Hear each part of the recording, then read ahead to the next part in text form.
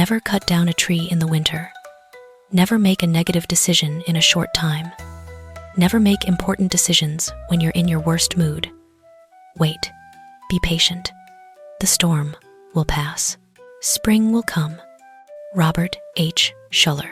When your mood hits rock bottom, negative thoughts often exaggerate reality, making small problems seem enormous, while hope shrinks like the faint light at the end of the day. If we make important decisions in that moment, it's no different from chopping down a tree just because we think it's dead. In fact, the most essential thing right now isn't action, but pausing. Waiting isn't weakness, but a sign of wisdom and self-respect. Patience allows emotions to settle, gives reason space to return, and lets us see the full picture more clearly. Life operates in unavoidable cycles. There are storms, darkness, but also always clear skies. Every storm eventually passes because its nature is movement, not eternal existence. And after winter, spring will inevitably come, bringing renewal, new opportunities, and a different view of what we once thought was a dead end. When we learn to trust in that law, we won't hastily hurt ourselves with decisions born from despair. Waiting, in this case, is itself a healing action. It's the choice to believe that current emotions aren't our whole self, and today's pain isn't the final conclusion. When we're calm enough to pass through the winter of our hearts, we'll realize that good things haven't vanished. They're just temporarily dormant, waiting for the right spring to return. God does not require us to succeed. He only requires that you try. Mother Teresa. In a world that always glorifies results, fame, and victories, people easily believe they only have value when achieving clear, measurable success. Yet, from the perspective of faith and human life, effort is the core. Success is often influenced by circumstances, timing, and many factors beyond control, while trying comes from willpower, honesty, and each person's responsibility for the life they're living. Trying is like sowing seeds in the soil of our lives. We can't decide exactly which day the tree will bloom, nor can we be sure the harvest will be bountiful, but we can choose to sow with all our dedication. Every drop of sweat, every time we stand up after falling, is proof of a heart that doesn't give up. In the silence of those quiet efforts, people are forged, matured, and become deeper, even when external results haven't yet smiled upon them. Those who are feeling they're not good enough, it reminds us that a person's value isn't in the destination, but in the journey they've honestly walked. God doesn't demand perfection, nor brilliant victories. He sees even the clumsy efforts, the slow but sincere steps. It's that effort where faith is tested and courage is nurtured. When we understand this, we learn to be gentler with ourselves. We no longer live in fear of failure, but with a spirit of commitment. No matter the outcome, we can hold our heads high because we didn't turn our back on responsibility and dreams. And sometimes, in that unconditional effort, success in its own way quietly arrives, like a gift for a heart that has lived fully. For everything that has happened to you, you can either feel sorry for yourself or treat what has happened as a gift. Everything is either an opportunity to grow or an obstacle to keep you from growing. You get to choose. Wayne Dyer. Life places each person before countless events, like unexpected waves crashing into a smoothly sailing boat. Sometimes we feel small, hurt, and just want to sit on the shore, pitying ourselves for what we've lost. But those very events, if looked at closely, are like gifts wrapped in rough paper, not flashy, not easy to open. Yet inside, they hold lessons and strength we never knew we had. The important thing isn't what happened, but how we choose to see it. A painful memory can become a shadow pulling us back, or an ember quietly warming our will, urging us forward. Every experience stands at a fork, either an opportunity for us to grow, or a barrier that stops us in fear and regret. Like a seed buried in dark soil, it can rot if it refuses to sprout, but it can also germinate strongly thanks to the surrounding pressure. When we stop blaming fate and start listening to the meaning hidden behind the stumbles, we realize pain doesn't come to punish, but to hone. The choice is always in our hands. See ourselves as victims of circumstances, or as students being taught an important lesson by life. And in the moment we choose the latter, what once felled us suddenly becomes steps, lifting us higher, helping us walk steadily, deeply, and full of hope on the journey ahead. Fear is the main source of superstition, and one of the main sources of cruelty. To conquer fear is the beginning of wisdom. Bertrand Russell. When people are afraid, they often cling to blind beliefs to feel safe, even if those beliefs lack basis and sometimes go against reason.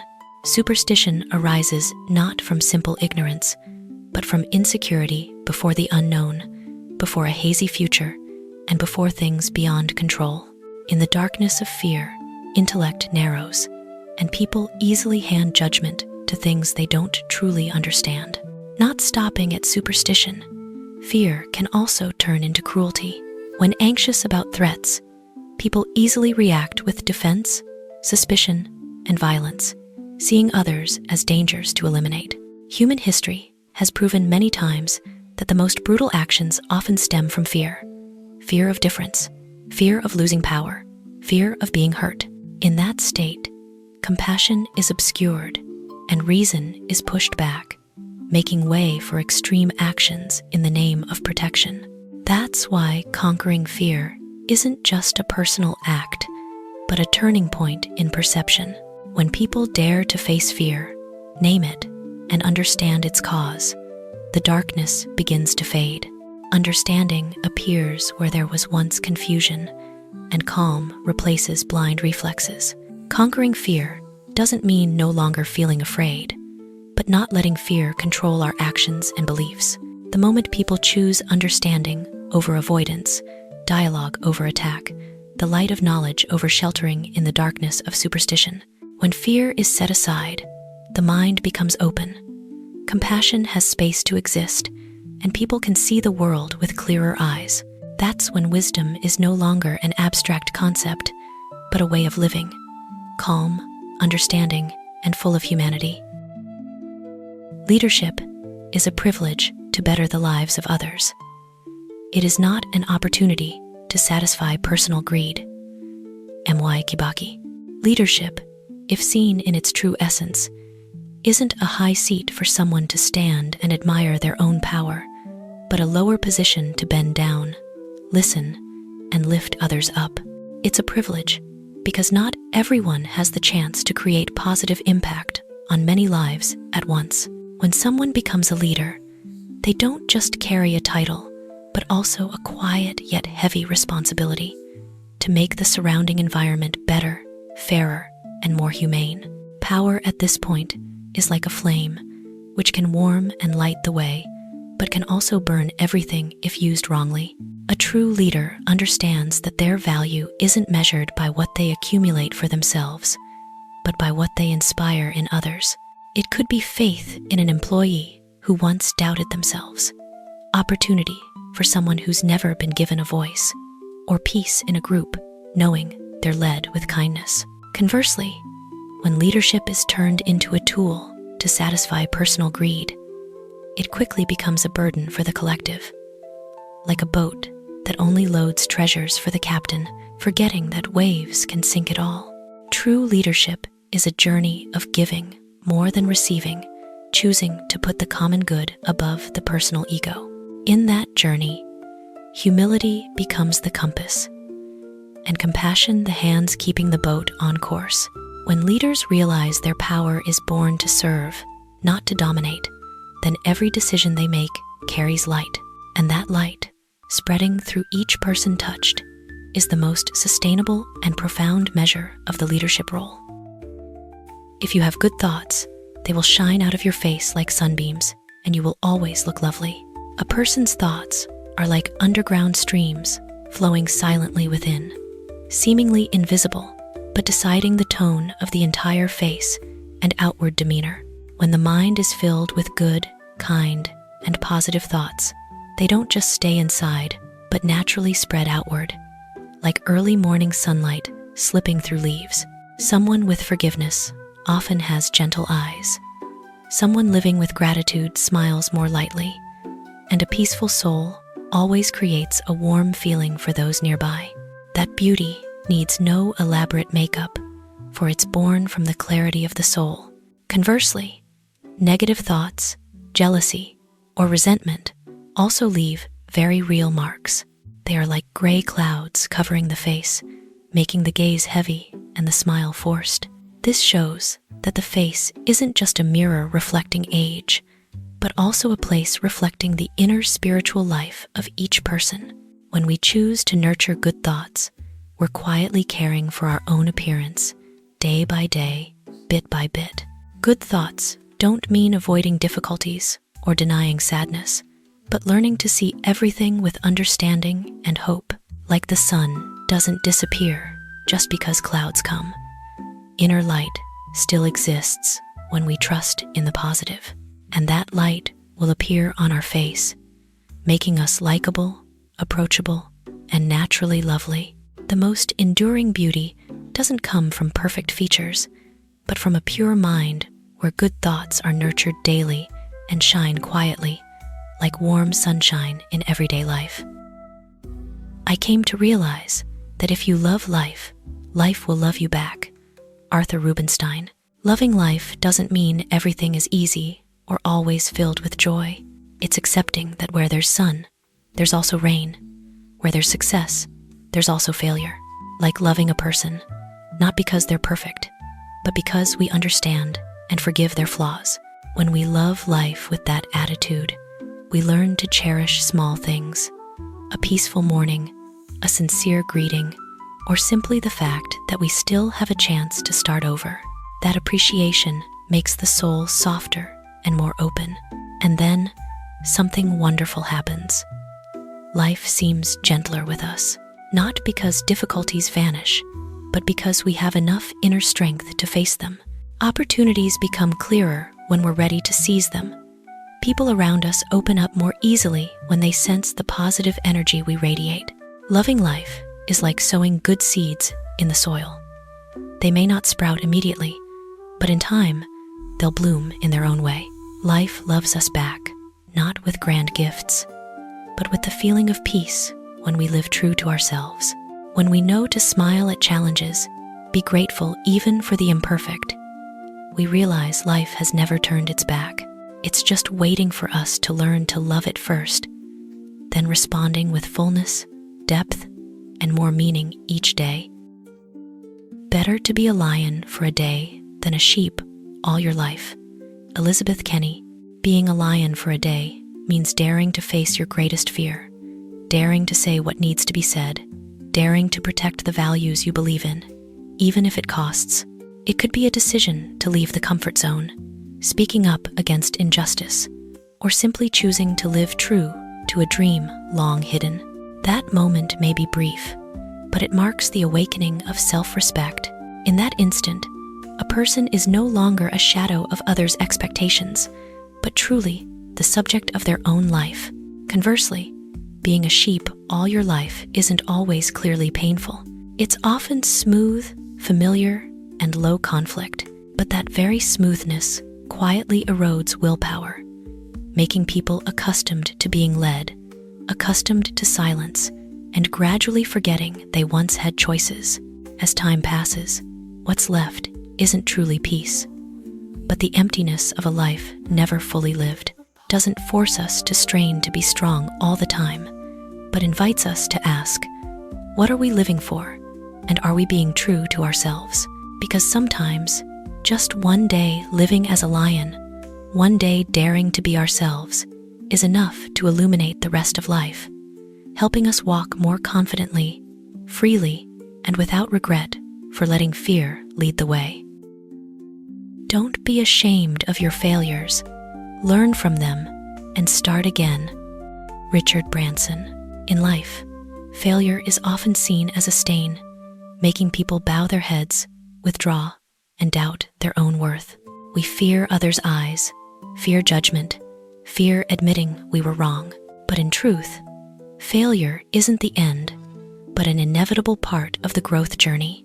It doesn't say who we are, but only reflects what we've been through. Being ashamed of failure often traps people in the past, like someone standing forever by a bumpy road, forgetting there are still many turns ahead. When we dare to look straight at failure, we begin to understand the lesson hidden behind it. Each fall leaves a mark, not to hurt us forever, but to remind us to pay more attention, be more careful, and wiser in the next steps. Failure, when viewed with clarity, becomes the strictest but most honest teacher. Learning from failure requires courage. It's the courage to admit we're not good enough yet, not understanding enough, but still believe we can be better. Like a tree must endure harsh winter to sprout in spring, people also need phases of breaking to accumulate inner strength. Starting again doesn't mean returning to zero, but setting off with a baggage full of experience, awareness, and greater resilience than before. When we stop being ashamed of failures, we free ourselves from the burden of self-blame. We learn to treat ourselves with forgiveness, as we do with others when they err. And in that moment, we realize a person's value isn't in never falling, but in the ability to stand up, dust off, and keep walking. Failure doesn't take away our future unless we allow it to. Conversely, if we know to learn and start again, failure itself becomes the solid foundation for a deeper and more meaningful journey. You are responsible for your life. You can't keep blaming somebody else for your dysfunction. Life is really about moving on. Oprah Winfrey. In the journey of life, people often easily seek causes for their unrest outside circumstances, family, society, or people who once hurt us. Blaming brings temporary relief, as if the burden is shifted to another's shoulders. But the more we cling to it, the more we hand control of our life to the past and others, trapping ourselves in a cycle of dissatisfaction and stagnation. Taking responsibility for life doesn't mean denying the injustices we've endured, but acknowledging a deeper truth. We can't change what happened, but we have full power to decide how to live from here. When we dare to take responsibility, we regain control. Disorders, wounds, or negative habits, then, no longer excuses, but signals that we need to heal, learn, and grow. Like a helmsman on a river, we can't choose the wind's direction, but we can adjust the oars. Life, after all, doesn't wait for anyone to finish explaining their pain before allowing them to move on. It flows quietly, forcing us to choose. Either stand and complain, or keep going, even if the heart is heavy. Moving on doesn't mean forgetting everything, but carrying what we've learned, even from mistakes and hurts, to live more awake. Each next step, though slow, is an affirmation that we're no longer victims of circumstances, but actively building the future. When we stop blaming and start taking responsibility, life becomes clearer. We understand no one comes to save us completely, and no one can live for us. In that acceptance, people truly mature. For life isn't defined by what broke us, but by how we chose to stand, move on, and live consciously, after all. Beware of false knowledge. It is more dangerous than ignorance. George Bernard Shaw. Ignorance, though a void, still holds potential to be filled. It's humble, silent, and sometimes knows to pause and learn. Conversely, false knowledge cloaks itself in certainty. It makes people believe they've understood, grasped the truth, and that confidence becomes fertile ground for misguided decisions and wrong actions. False knowledge is like a wrongly drawn map. The holder doesn't think they're lost, because all signs seem reasonable. But the further they go, the farther from the destination, and sometimes they lead others astray too. In life, false beliefs can lead to unfair judgments, hurtful decisions, or choices that seem right but actually complicate life more. The danger lies in those with false knowledge rarely doubt themselves, so rarely listen or adjust. Meanwhile, those aware of their ignorance are often more cautious. They know to ask questions, seek, and are ready to learn from others. The emptiness in perception, if seen correctly, is a door opening to wisdom. That's why ignorance isn't as scary as believing wrongly without knowing it's wrong. Someone who doesn't know they don't know still has a chance to learn. But someone certain in falsehood is hard to guide back. Responsibility for the knowledge we receive and pass on. In a world full of information, not everything familiar or repeated often is true. Wisdom isn't in accumulating much knowledge, but in the ability to discern, verify, and always keep a healthy doubt. Knowing to say I might be wrong is sometimes the highest sign of intelligence. Ultimately, being wary of false knowledge is protecting our own development. When we dare to review old beliefs, dare to correct, and dare to learn from scratch, we keep our thinking alive and flexible. And in that humility, people come closer to true understanding, the understanding that's not boxed, not extreme, but wise enough to guide a more awake and humane life. A day of worry is more exhausting than a week of work. John Lubbock. Physical or mental labor, though tiring, has a clear end. When the work finishes, the body can rest. But worry is different. It doesn't follow schedules, needs no specific space, and can cling to a person from waking until sleep, even slipping into dreams. The fatigue worry creates isn't loud, but persistent, and quietly erodes living energy. Worry is like running endlessly in the mind without moving forward. We think, predict, imagine the worst scenarios, though many never happen and may never will. The mind is stretched between past and future, while the present, the only place we truly live, is forgotten. That prolonged tension makes a day of worry heavier than a week of purposeful work. Work depletes physical strength, but worry depletes spirit, and spiritual exhaustion is often deeper and slower to recover. Notably, worry rarely solves problems. It makes us feel like we're doing something, but actually just standing in a whirl of thoughts. Conversely, when we work, though tired, we create value, move forward. A day of hard work can leave the body weary, but often comes with a sense of accomplishment and relief, while a day of worry usually ends in emptiness because nothing is truly changed, except energy drained. Distinguish between necessary thinking and useless worry. Not all concerns are bad, but when worry exceeds control, it becomes a self-made burden. Knowing to stop, breathe, focus on what can be done now is the way to give the mind the rest it needs. When we replace worry with action or calm acceptance, the weight in the heart lightens greatly. Life isn't measured by hours we think, but by how we live each moment. A worry-free day, even with much work, often passes lighter than a day circling in fear. And when we learn to set worry down, we not only save energy, but open space for peace, clarity, and greater endurance on life's long journey.